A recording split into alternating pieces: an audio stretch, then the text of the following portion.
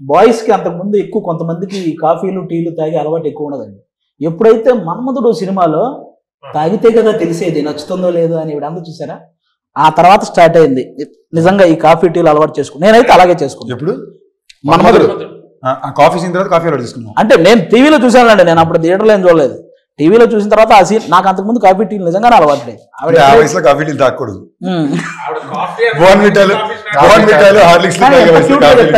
ఒకసారి మా ఆడియన్స్ కోసం ఆ డైలాగ్ గుర్తు చేద్దాం. తాగితేనే కదా తెలిసేది నచ్చుతుంది. కాఫీ నాకు నచ్చదు, తాగితే కదా నచ్చుతుంది తెలిసేది. ఇప్పుడు నాకు తెలిసి మానేస్తారా కాఫీకి. కానీ ఓకే బాగా నచ్చిందండి నాకు. మీరు చెప్పండి, మీకు ఎలా అనిపించింది మన ప్రసన్న కుమార్ బెజవాడ గారి రైటింగ్, తిరునాథరావు గారి డైరెక్షన్, ఈ టోటల్ ఎంటర్టైన్మెంట్ మూవీ మీకు ఎలా అనిపించింది? మన్మధుడు.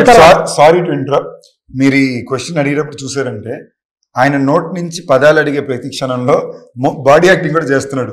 ఈయన రైటింగ్, ఆయన డైరెక్షన్ అంటే అనే మాట అర్థం అవుద్దో లేదు కూడా ఆడేస్తున్నాడు. మరి ఆవిడ ఎక్స్ప్లెయిన్ చేయాలి కదా, ఎందుకంటే ఇప్పుడే ఆవిడ చెప్పిన డైలాగ్ అన్నాక మనం ఇంకా ఎక్కువ ఎక్స్ప్లెయిన్ చేయాలేమో అని డౌట్ వచ్చింది నాకు. కొంచెం like how is it working with Prasanna Kumar and Tirunadharao sir? నేను తెలుగులో అడుగుతాం. the whole experience was magical. Prasanna garu narrated the story to me and I just fell in love with the script. I thought it was so funny and I laughed so much during the narration. And Tirunadhara garu has been so sweet to work with, really patient, understanding, very funny, but also very focused.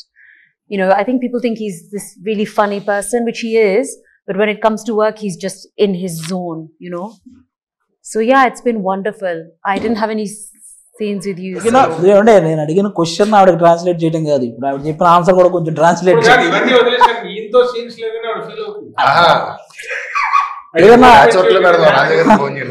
ఎక్కడో song ఏదైనా song లోనే ఒక మూల వేయచ్చు కదా మమ్మల్ని.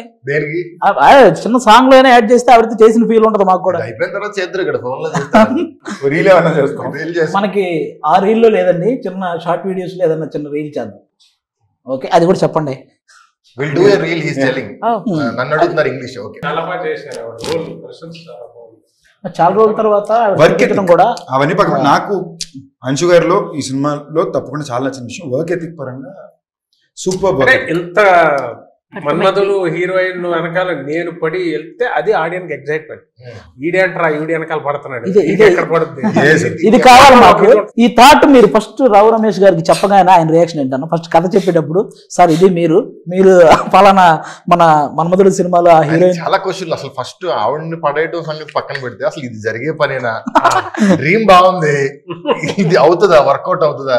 పైగా మేము అనుకున్న తిరునాథ గారి కాంబినేషన్ వచ్చరికి అన్ని లెక్కలు మారిపోతాయి, ఎలా వర్కౌట్ అవుద్ది ఏంటి అని అనుకున్నాం. బట్ కోరికలో నిజాయితీ ఉంది, వర్కౌట్ అయింది. బేసిక్లీ ఒక కథ కుదిరింది, ఒక టీం కుదిరింది. ఇప్పుడు దీనికి ఒక ఖర్చు కావాలి, ఆ ఖర్చు కుదిరితే హీరో కావాలి.